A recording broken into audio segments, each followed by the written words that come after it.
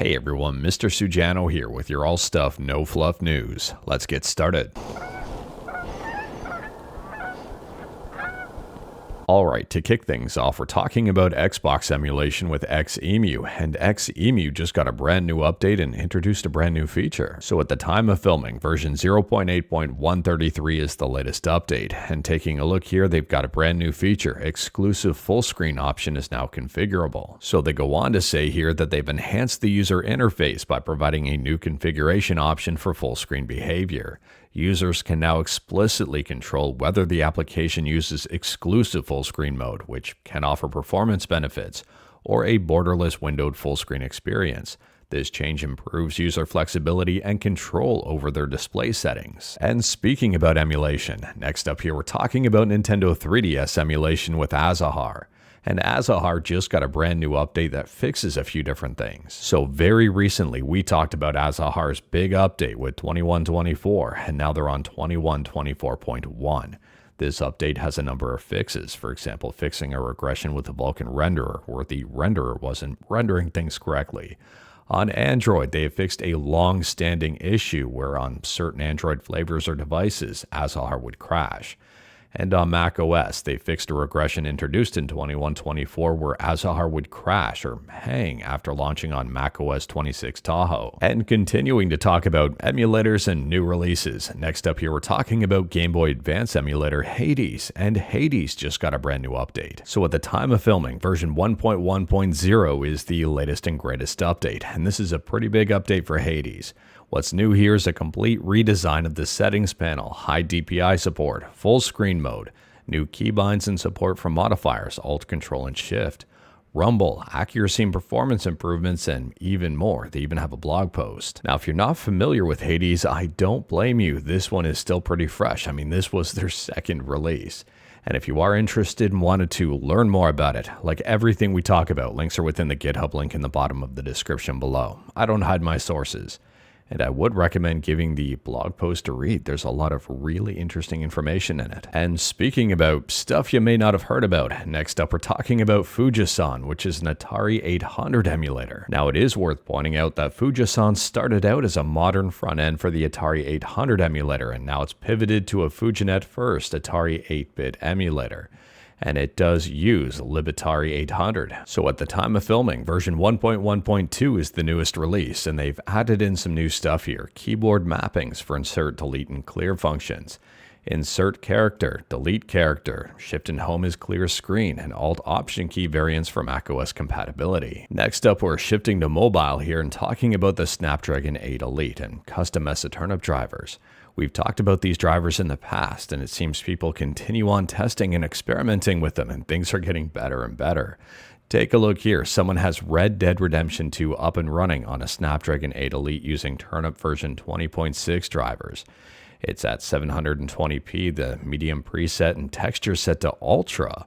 And the performance of this is super surprising. I mean, this to me looks smooth. Here's Baldur's Gate 3 up and running on a Samsung Galaxy Fold 7, and they're saying here this is playable. Now, taking a look at the frame rate, I can tell right away it is running a little bit slowly, but at the same time for Baldur's Gate 3, I think that's fine.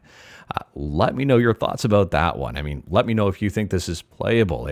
I would say it absolutely is just based on the nature of the game, but maybe you don't think so. I am curious for that one. Now this frame rate is a little bit better, and this is Clair Obscure Expedition 33 up and running on a Red Magic 10 Pro, again featuring that same Snapdragon 8 Elite and Turnip drivers. And speaking about stuff looking pretty good, next up here we're talking about Fable. And if you're excited about Fable, you might get more excited here because brand new pieces of concept art have been revealed. Now, I am guessing we're going to know more about this game extremely soon. And taking a look at the images here, I don't know about you, but the game to me looks like it's going to be absolutely gorgeous.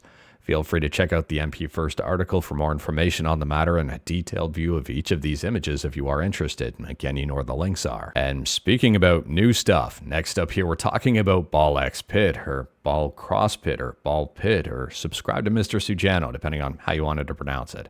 Anyways, Ball X Pit is getting a big brand new update here. It's a free update. It includes 2 new characters, 8 new balls, new passives, plus a nice surprise you're going to love. and this one is live on January 26th. Next up, we're talking about Razer, and the CEO of Razer had a really interesting interview up on The Verge that has a lot of people talking. Listen to this headline here. Gamers love AI in game dev. They just don't know it yet. I recommend giving the entire article a read, as I think it paints a pretty good picture as to the future of Razer, their views on AI, and all of that stuff, where Razer's headed.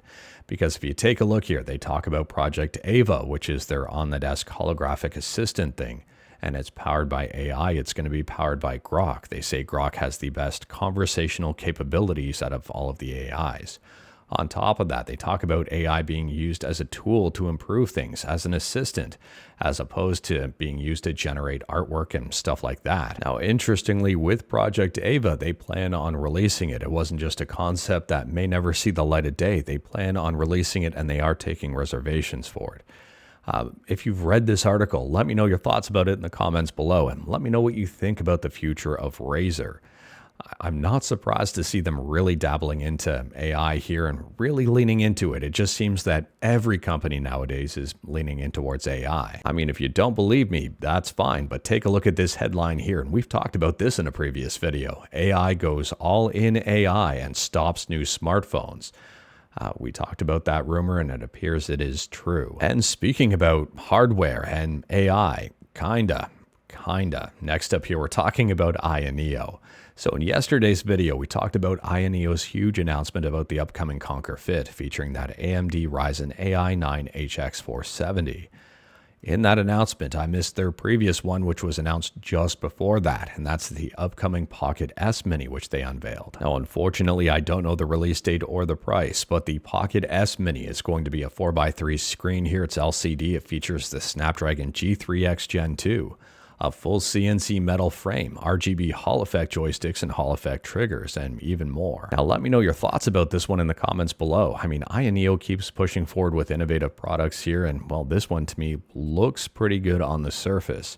However, I won't be backing it on Indiegogo. If it goes to Indiegogo, I'll be waiting for it to hit a third-party seller because, well, you know the history there with Ayaneo and some customer complaints.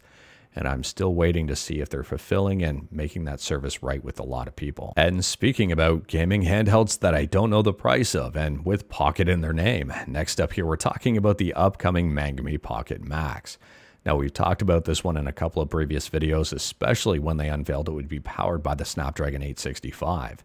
And now they've unveiled even more specs. So Mangmi has just posted these up on their YouTube channel. It's still going to feature the Snapdragon 865. It will have 8 gigs of RAM, 120 gigs of storage.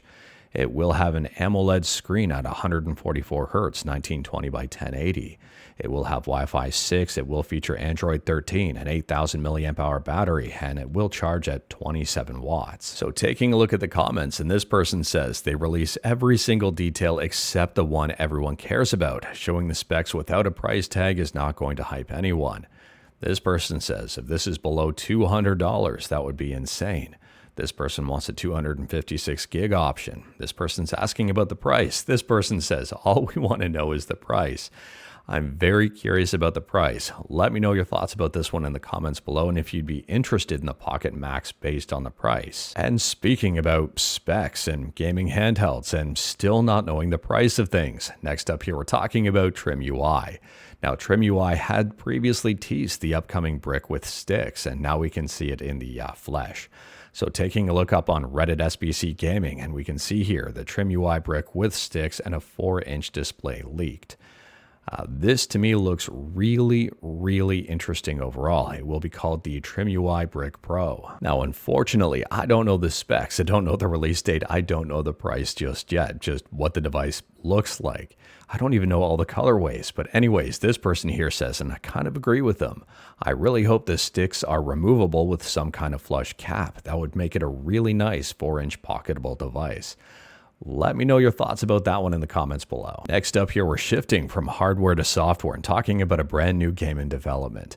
Now, if you're a fan of Minami Lane, which has an overwhelmingly positive review score up on Steam, it was released back in 2024, you might be excited about this announcement. And for the record, this game is not priced very expensively at all. In Canada, it's $6.50. So the same developers are at it again with Milki Delivery, and this is supposed to be a cozy milk delivery game with milk delivery, a bike, and cows and a farm.